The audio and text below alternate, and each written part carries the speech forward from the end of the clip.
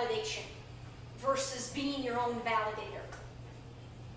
So as many may know, most of my life was defined, truly, most of who I was defined by the fact that I was a star athlete and a star student. And in those two worlds, it's 100% externally validated.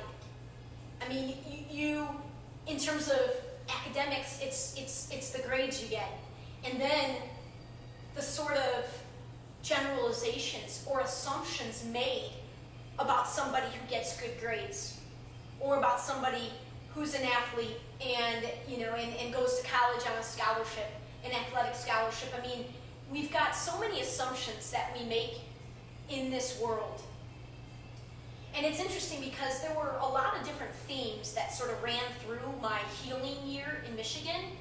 And I remember one of the biggest ones was my recognition of how limiting labels had caused me to be in my life. Like how much I had fallen into, because it's so easy in our world. It's so easy to believe that a label can somehow tell us all about a person or a situation. And I gotta tell you, well, I mean, the one that was most stark for me, by the time I sort of broke in 2008, where I had just had enough of the misery that I had created for my life, I saw everything only in red and blue in terms of political. My entire world had become Democrat, Republican. And if you want to talk about being just, oh my gosh, in retrospect I look now and it's so immature and so off base to believe that, I mean, what I basically believed was, it was very difficult for me to engage in anything with anybody that came from sort of the Republican viewpoint. And I know, believe me, I know how short-sighted that is. I know now.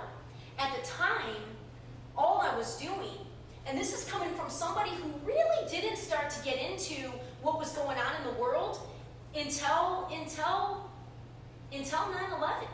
Really. Until 9/11.